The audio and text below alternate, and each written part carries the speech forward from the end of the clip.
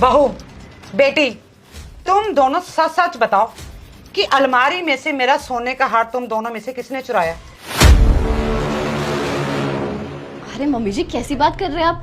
वो हार आपका था और मैं आपकी बहू, वो हार मेरा भी तो हुआ ना। और घर की चीज भला मैं क्यों चुराऊंगी? ये पक्का आपकी बेटी के काम है।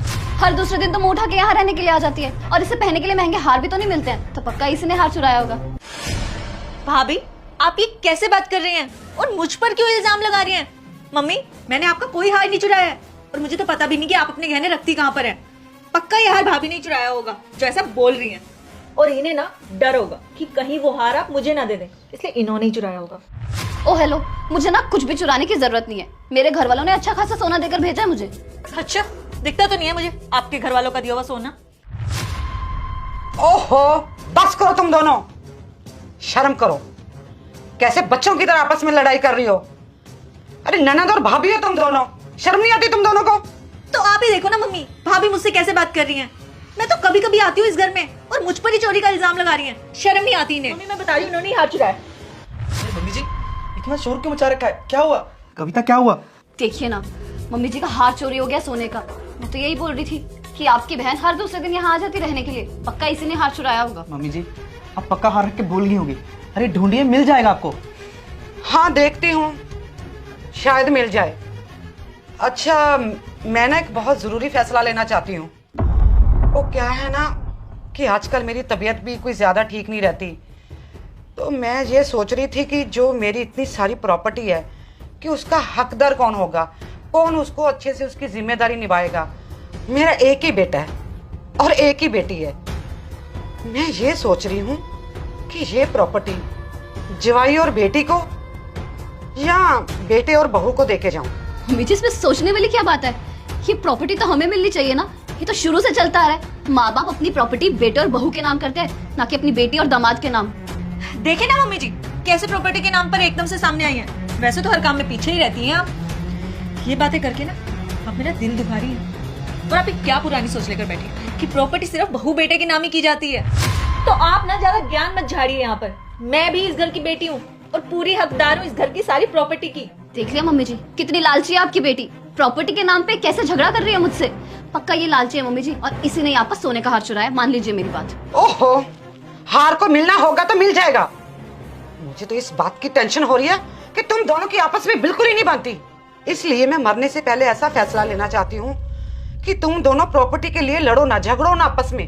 बस मैं यही सोच रही हूँ कि मैं प्रॉपर्टी दोनों में से किसके नाम करूँ। पीछे परेशान होने की जरूरत ही नहीं है।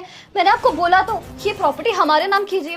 साफ सीधी सी बात है ना ये तो। आप खड़े खड़े सोच क्या रहे हैं? कुछ बोलेंगे भी? अरे मम्मी जी जो फैसला लेंगी वो ठीक ही होगा। और वैसे भी आज तक मम्मी ने जो फैसला लिया है वो कोई गलत फैसला नहीं लिया है, ठीक ही है सब। वाह, आप भी अपनी बहन का साथ दे रहे हो। ठीक है, वैसे भी मेरी इस घर में सुनता कौन है? मेरा इस घर में साथ देता ही कौन है? शुक्र है भाई में तो थोड़ी समझ बाकी है अभी। रुक जा बेटा, रुक जा। अभी मुझे थोड़ा वक्त चाहिए फैसला लेने के लिए। मैं यही कोशिश करूंगी कि तुम दोनों में से जो ज्यादा ईमानदार होगा ना, मैं प्रॉपर्टी उसी को दूंगी। कुछ दिनों में मैं फैसला लेके तुम सबको मैं बता दूंगी। हटो पीछे। देखो ननन जी, ये घर ना तुम्हारा नहीं है। तुम्हारा वो घर है जहाँ तुम्हारी शादी हुई है। तुम हर दूसरे दिन यहाँ रहने के लिए आ जाती हो। हम तुम्हें अच्छा ट्रीट कर देते हैं, उतना काफी नहीं है क्या?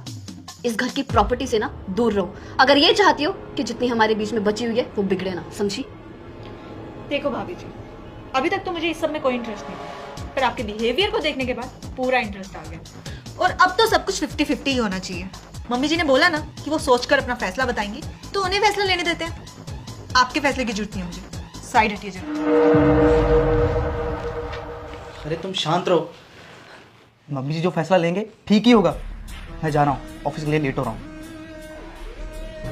मम्मी जी का ना दिमाग खराब हो चुका है लगता है। सारी प्रॉपर्टी, सारे पैसे, सारे गहने अपनी बेटी के नाम कर देंगे तो मेरे हाथ क्या आएगा? मैं ऐसा होने नहीं दूंगी। वैसे भी वो हार मैंने चोरी की है, मैं तो ये भी नहीं बता सकती किसी को। एक काम करती हूँ, वो हार ना ननन जी के कमरे में छुपा देती हूँ और सबको शोर मचा के यही बोलूंगी कि ननन जी के कमरे से हार मिला है तो चोरी भी उन्होंने किया होगा। तब आएगा मजा।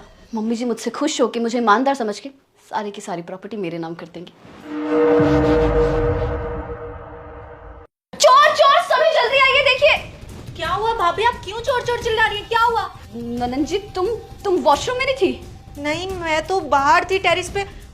वॉशरूम में तो मम्मा है, क्योंकि उनके रूम का वॉशरूम खराब हो गया था, इसलिए वो मेरा वॉशरूम यूज कर रहे थे। मम्मी जी आप वॉशरूम में थी?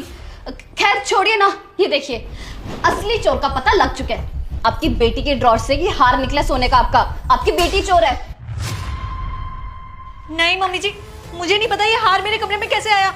सच में मुझे नहीं पता, ये मैंने नहीं। पूनम, तुझे कोई जरूरत नहीं है सफाई देने की।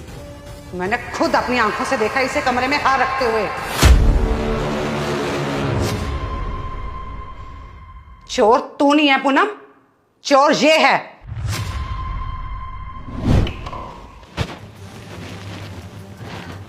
लगता है ननन जी वॉशरूम में। सही मौका है, ये हार फटाफट से उसके रूम में छुपा देती हूँ और उसके बाद सबको बुला के ये दिखाऊंगी कि चोर तो ननन जी है।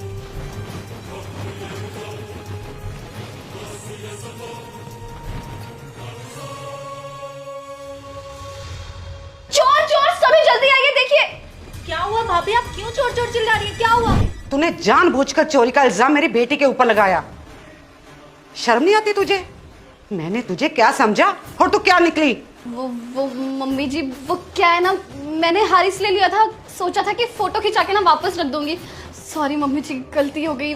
अब आइंदा ऐसा कभी नहीं करूंगी। सॉरी। बस कर बहू, और झूठ मत बोल। अब से मुझे क्लियर हो गया कि मैंने ये प्रॉपर्टी किसके नाम कर दी है। मम्मी जी ऐसा मत बोलिए, मैंने बोला ना मुझसे गलती हो गई। वो प्रॉपर्टी में हिस्सा मेरा भी होना चाहिए। मम्मी जी प्लीज ऐसा मत कीजिए। अब माफी मांगने से क्या होगा? अब मैंने जो फैसला लेना था वो मैंने ले लिया। अब मेरी 50% की प्रॉपर्टी मेरी बेटी के नाम होगी और 50% मेरे बेटे के नाम। तुझे प्रॉपर्टी में से कुछ नहीं मिलने वाला। हाँ, चाहे बाद में मेरा बेटा तुझे कुछ भी दे।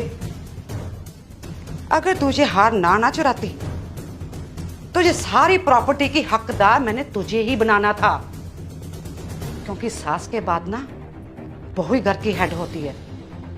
अगर वही ईमानदार ना निकले तो सारा घर बेईमान हो जाता है, समझी? अब मैंने ये फैसला ले लिया है कि अब ये प्रॉपर्टी मैं तुझे नहीं दूंगी। मम्मी जी प्लीज माफ कर दीजिए, मेरी बात सुनिए मम्मी जी। अगर आज आपने ये लालच ना किया होता ना, तो सारी प्रॉपर्टी आपके नाम होती भाभी।